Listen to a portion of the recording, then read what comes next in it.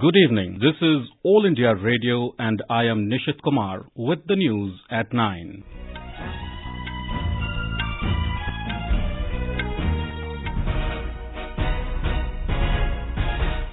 The headlines. Prime Minister Narendra Modi chairs the first meeting of National Ganga Council in Kanpur, reviews progress of various projects. Campaigning for the fourth phase of Jharkhand Assembly elections concludes. Situation improves in Assam as no untoward incident reported during the last 48 hours. Flight operations normal in northeast. Former Sudanese President Omar-al-Bashir sentenced to 2 years in jail for corruption. And in cricket, India to take on West Indies in the first ODI of the 3-match series in Chennai tomorrow. Prime Minister Narendra Modi today chaired the first meeting of the National Council for Ganga and reviewed the progress of the Namami Gange project aimed at cleaning River Ganga. Chief Minister of Uttar Pradesh, Yogi Adityanath, Chief Minister of Uttarakhand, Trivendra Singh Rawat, Deputy Chief Minister of Bihar, Sushil Modi, participated in the meeting. Several union ministers including Prakash Javadekar, Gajendra Singh Shekhawat, Dr. Harshvardhan, R.K. Singh, Prahlad Patel, Mansukh Manwadia, Hardeep Singh Puri and concerned officers of the central and the state governments were also present in the meeting. During the meeting, Prime Minister Modi reviewed the progress of work done and gave some suggestions for cleaning the Ganga River. Giving more information about the meeting, Environment Minister Prakash Javadekar said that the Prime Minister also suggested innovative ideas to clean River Ganga. जहां 14 crore litre रोज गंदगी नदी में आती थी, वो कैसे बंद हुई है वो हमने देखा। तो प्रधानमंत्री ने उसका जायजा लिया। आज के बैठक में भी उन्होंने सारे मुद्दों को स्पर्श किया, नई नई कल्पनाएं भी बताई। तो ये एक जन आंदोलन बन चुका है। गंगा साफ होती रहेगी। Mr. Javadekar added that the flow of industrial effluent has been reduced and afforestation work and sewage treatment plants costing more than 28,000 crores are being done for the rejuvenation of the river. Our correspondent reports that the Prime Minister also visited the exhibition on Namami Gange mission, showcasing the work done for the cleanliness of River Ganga before the meeting. After the meeting, Prime Minister, accompanied with Union Ministers and Chief Ministers of States, reached newly built Atal Ghat near Ganga Barrage to assess changes achieved under Namami Gange project in past few years. Mr. Modi also inspected Sismau Nala, which was the largest drain falling in River Ganga, and now its flow into river has been completely stopped. The 128-year-old drain was major contributor to the river's pollution. The Kanpur stretch of River Ganga is considered to be most polluted segment of the river in its course from Gomukh to Ganga Sagar. However, under Namami Gange program, 13 out of 16 major drains in Kanpur have been completely tapped and the sewage and industrial effluent has been diverted to common effluent treatment plants CETP. Sushil Chandra Tiwari, AIR News, Kanpur. Campaigning for the fourth phase of Jharkhand Assembly elections ended this evening. Star campaigners of various political parties made last-ditch efforts to woo the voters. Addressing an election rally at Giridih, BJP President and Union Home Minister Amit Shah said opposition parties are confusing people over Citizenship Amendment Act. He said the BJP is not anti-Muslim and the centre is committed to protect the rights and interests of the community.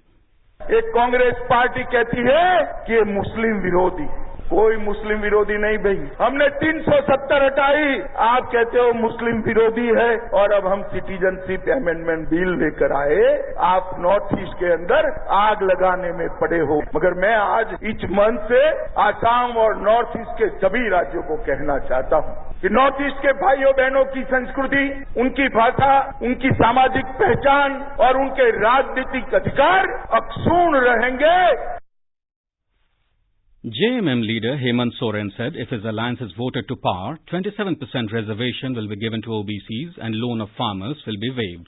Jharkhand Vikas Morcha chief Babulal Marandi alleged that the state government cancelled over 5 lakh cards of the poor. Leaders of RJD, Congress and left parties also addressed rallies in favour of their party candidates. 15 constituencies spread over 4 districts of Dhanbad, Devghar, Giridih and Bokaro will go to polls in this phase on Monday. Out of these, 5 constituencies, Bagodar, Jamua, Giridih, Dumri and Tundi are Naxal infested. A report. The fourth phase of assembly elections remain to be the most crucial for both the ruling BJP and opposition party ahead of the government formation exercise. During 2014 assembly election, BJP had won 11 out of 15 seats. Amar Kumar Bauri won elections from ticket of Jharkhand Vikas Morcha, but Mr. Bauri later joined BJP. The BJP has given 11 tickets to the sitting MLAs this time. Besides BJP, UP alliance comprising of Congress, JMM and RJD are contesting on all 15 seats. Babulal Marandi led Jharkhand Vikas Morcha is also trying its luck on these seats. On the other hand, AJSU has put 12 candidates for this phase. 2 ministers, 7 ex-ministers and 14 MLAs among the 221 candidates whose political fortune will be decided in this phase. With KKL report from Ranchi, Sanjeev Jasrotia, AIR News. The Rashtrapati Bhavan hosted a conference of 46 heads of central universities and institutes of higher learning in several fields including agriculture, pharmaceuticals, aviation, design, petroleum and energy. Speaking at the concluding session today, President Ramnath Kovind said, India has set itself for sustainable development as it strives to eliminate poverty and become a middle-income country. He said each of these institutes will be instrumental to the realization of the country's socio-economic goals. The President said that the Central Agricultural Universities can support the national goal of promoting sustainable agriculture, productivity and supporting farmers with useful research. Vice President M. Venkaiah Naidu today said that education alone has the ability to bring about change in people's mindset and alter the social norms. He said we must develop a holistic education system that teaches students values of life and inculcate a scientific and innovative spirit. He was speaking at the Platinum Jubilee celebrations of Charutar Vidya Mandal at Anand in Gujarat. The Vice President said India needs a world-class higher education system that enables students to become entrepreneurs. Mr. Naidu said enabling ecosystems should be created within universities to enhance research and development. He urged private universities to impart quality education for the current and future needs. This is All India Radio giving you the news. For quick news updates, visit our News on AIR app and follow us on Twitter at AIR News Alerts. You can also visit our website www.newsonair.com. Situation improved slightly in Assam as no untoward incident has been reported during the last 48 hours. Curfew has been relaxed for a few hours in Guwahati and Dibrugarh municipal areas today. Large number of people thronged markets in Guwahati to buy goods and vehicles were on the roads in the city during the relaxation of curfew. Long queues were seen in front of the ATMs. Northeast Frontier Railway ran a special train this afternoon between Guwahati and Dimapur to help the stranded passengers.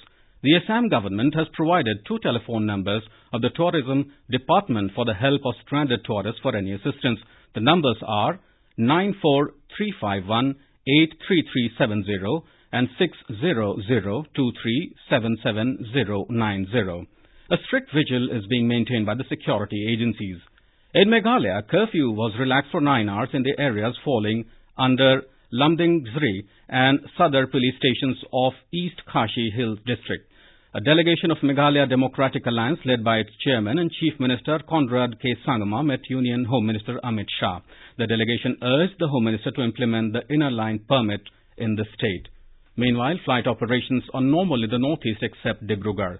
Talking to AIR, Regional Executive Director of the Airports Authority of India of the Northeast region, Sanjeev Jindal said that passengers are allowed to use guest houses, lounges in the airport 24 hours even if there is no flight operation.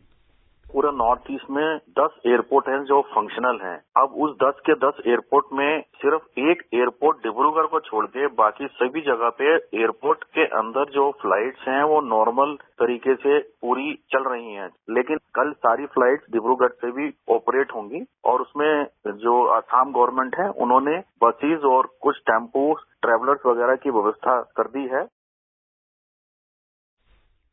The joint CSIR-UGC National Eligibility Test NET for candidates scheduled to appear in Assam and Meghalaya has been postponed due to unrest in the region. The National Testing Agency, which conducts the test, announced that the exam in other states will be held tomorrow as per the schedule. Revised date of examination will be announced soon for Assam and Meghalaya. Fast tags or prepaid rechargeable tags for toll collection that allows automatic payments will become mandatory for all vehicles from tomorrow. The facility will be effective from 8 a.m. National Highways Authority of India has equipped all fee plazas with electronic toll collection system. All lanes except one on each side in fee plazas will be declared fast tag lanes. A fast tag uses radio frequency identification technology to enable direct toll payments from a moving vehicle. If anyone goes into the electronic toll collection lane without a FASTag, he or she has to pay double the charges. The CBI has booked former chairperson of Sangeet Natak Academy, Leela Sampson, for alleged unfruitful expenditure of over 7 crore rupees on the renovation of Kotambalam Auditorium of Kalakshetra Foundation, Chennai. In a complaint, the Chief Vigilance Officer of the Culture Ministry said that the contract for the renovation work was awarded at a higher rate in violation of the General Finance rules. Along with Sampson, 4 others have been booked in the case. Mother Dairy has increased its milk prices by up to 3 rupees per litre in Delhi and NCR due to lower supply and rise in procurement cost. The new prices will be effective from tomorrow. Prices of both token and polypack milk have been increased in a range of 2 to 3 rupees per litre. Delhi Commission of Women Chief Swati Maliwal has written a letter to Prime Minister Narendra Modi today demanding immediate implementation of Disha Bill in the entire country. The bill was recently approved by the Andhra Pradesh Cabinet, mandating disposal of cases of atrocities against women within 21 days. Cold wave has intensified in Himachal Pradesh following heavy snowfall in high and mid hills. State capital Shimla received the season's first snowfall. Tribal district Lahaul and Spiti, Kinnaur and Kullu districts received heavy snowfall for the last 3 days. Cold wave also continued to sweep Uttarakhand after heavy snowfall in hilly areas and moderate rainfall in other parts of the state during the past 24 hours. In Jammu and Kashmir, vehicular movement on Jammu-Srinagar National Highway remained suspended for the second consecutive day today due to snowfall and landslides. The Ministry of Earth Sciences has developed a mobile application, Sagar Vani, to disseminate the ocean information advisories and early warning to various user communities, including the fishermen. Earth Sciences Minister Dr. Harshvardhan gave this information in a written reply in the Lok Sabha yesterday. The minister said the advisories disseminated through the software applications helps the fishermen in getting information on the ocean, state forecast, high wave alerts, tsunami early warnings, and thus ensuring the safety and security of the fishermen community in the coastal regions. In Sudan, a court today convicted former President Omar-al-Bashir of money laundering and corruption charges, sentencing him to 2 years in a minimum security lockup. This is the first verdict in a series of legal proceedings against al-Bashir, who is also wanted by the International Criminal Court on charges of war crimes and genocide linked to the Darfur conflict. The verdict comes a year after Sudanese protesters erupted in revolt against al-Bashir's authoritarian rule. Al-Bashir has been in custody since last April when Sudan's military ousted him after months of nationwide protests. In New Zealand, the death toll has risen to 17 as divers continued search today in the seas around the volatile White Island. 2 people are still missing 5 days after the volcano erupted. Another 27 remain in hospital, with 20 listed as being in a critical condition. Scientists monitoring the island said the likelihood of another eruption over the weekend is decreasing, but the risk remained. In the Spanish capital city of Madrid, countries remain deadlocked in the talks during the COP25 summit over combating climate change as United Nations talks drag on beyond the official deadline. Officials from almost 200 countries met early today to examine new text drafted overnight. Chile's Environment Minister Carolina Schmidt, who is chairing the 2-week talks, urged countries to recognize the overall balance of the latest draft and call on officials to show the outside world that multilateralism works. Many nations and observers said the latest versions risked backtracking on existing commitments made in the 2015 Paris Climate Accord and didn't reflect the urgent warnings from scientists that greenhouse gas emissions need to fall sharply and soon. In cricket, India will take on the West Indies in the 3 ODI series beginning tomorrow in Chennai. India are currently at the 2nd place in the ICC ODI team rankings and will have a chance to dethrone England, who are at the top. Earlier, India had won the T20 series against the West Indies 2-1. And now, before we end the bulletin, the headlines once again. Prime Minister Narendra Modi chairs the first meeting of the National Ganga Council in Kanpur, reviews progress of various projects. Campaigning for the 4th phase of Jharkhand Assembly elections concludes. Situation improves in Assam as no untoward incident reported during the last 48 hours. Flight operations normal in northeast. Former Sudanese President Omar-al-Bashir sentenced to 2 years in jail for corruption. And in cricket, India to take on the West Indies in the first ODI of the 3-match series in Chennai tomorrow. For details of these stories and more, log on to our website www.newsonair.com and News on AIR app. And that is all in the news at night. Good night.